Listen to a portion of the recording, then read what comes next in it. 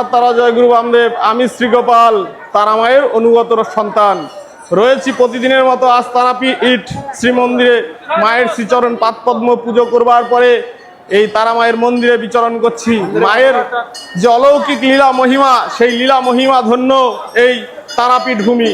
সর্বসময় শক্তি এবং শৈব মতে আজ শ্রাবণ মাস, গুরু পূর্ণিমা চলছে। এই শ্রাবণ মাসের গুরু পূর্ণিমা তিথিতে এই অলৌকিক ক্ষণে তারা মায়ের এই শ্রীমন্দিরে আজ ভক্তদের মহা সমাবেশ।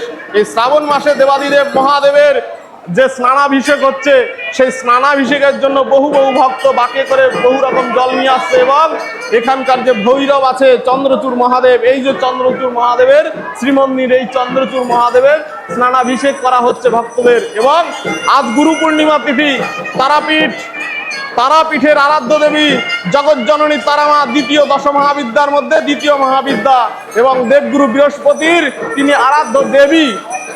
আজ গুরু পূর্ণিমা তিথিতে লাখো লাখো ভক্তরা সকলে এসছেন এবং দেখতে পাচ্ছেন এই যে ওপর দিয়ে যারা আসছে এগুলো সব পাগলি মায়ের জগৎজননী তারা মায়ের ভক্ত, তারা এখানে রয়েছেন। এই যে ওপর দিয়ে যারা রয়েছেন তাদের যে প্রেম ভক্তি ভালোবাসা এবং প্রেম ভরা ডালি নিয়ে, ফুলের ডালি নিয়ে, তাদের সাধ্যমতো বিভিন্ন উপাচার নিয়ে এই জগৎজননী তারা মায়ের মন্দিরে যাচ্ছে। এই যে ভক্তরা যাচ্ছে এদিক দিয়ে গিয়ে ওই যে শ্রীমন্দির, এই যে দর্শন করতে পারছেন শ্রীমন্দির, ওই শ্রীমন্দিরের ওখানে রয়েছে এটা নাট মন্দির। এই নাট মন্দিরে বিভিন্ন ভক্তরা রয়েছে। আজ গুরু পূর্ণিমা তিথি জীবনের অন্ধকার দূরীভূত করে অখণ্ড মণ্ডলাকারং ব্যক্তাঞ্জন চরাচরং তস্পদং দর্শিতাঞ্জন তস্মৈ শ্রী গুরুবে নমঃ। অজ্ঞান অতিবিনন্দস্য জ্ঞানাজ্ঞান শলাকায় চক্ষুরুন্মিলিতং তস্মৈ শ্রী গুরুবে নমঃ।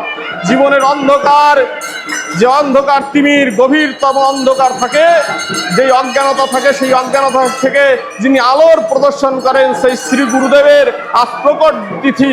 আজ গুরুদেব বৈশিষ্ট্য দেবের প্রকট তিথি। এই গুরু বৈশিষ্ট্য আজ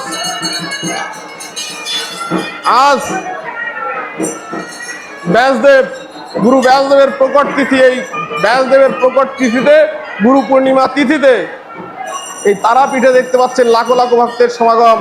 এবং এখানে দেখতে পাচ্ছেন ভক্তরা কত শ্রদ্ধা ভক্তি ভালোবাসা নিয়ে তারা এই জায়গায় পুজো অর্চনা করছেন। এবং এখানে বিভিন্ন জনই দেখতে পাচ্ছেন, এখানে মা তারার উদ্দেশ্যে যে সকল মানত থাকে সেই মানত এখানে প্রতিপূরণ করা হয়। এবং জগৎজননী মা তারা, আমরা বিভিন্ন জনিকে লাভ করেছি। এই যে জগৎজননী তারা মাকে দর্শন করছেন, এখানে গুরু বামদেব শায়িত রয়েছেন এবং জগৎজননী মা তারা তিনি আশীর্বাদ প্রদান করছেন। এবং অগণিত ভক্তগণ সবাই জগৎজননী তারা মায়ের চরণ পাদপদ্মে সবাই আত্মনিবেদন করছেন। এবং দেখতে পাচ্ছেন এই যে ছাগ বলা হচ্ছে, মা এই যে ছাগ বলিতে তিনি প্রসন্ন হন। এবং এখানেই এই যে এখানে দেখতে পাচ্ছেন, এখানে এই যে চিত্রটা, এই চিত্রটা এখানে ফুটিয়ে তোলা হয়েছে।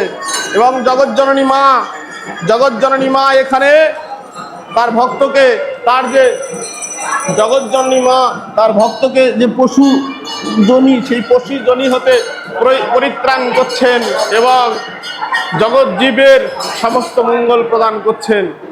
এবং অট্টহাস্য করে তিনি যে রুধির পানরতা, যে ভয়াবহ রূপ স্বরূপা মা কালী, তিনি রক্তবীজ নামে এক দস্যুকে তিনি নিধন করেছিলেন।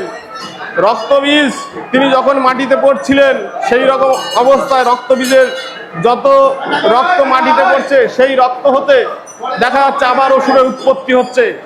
এই রকম অবস্থায় যখন রক্তের বন্যা বয়ে যাচ্ছে এবং অজস্র সেই রক্তবীজ অসুরের উৎপত্তি হচ্ছে, সেই অবস্থায় মা উদ্যত হলেন ভয়ঙ্করী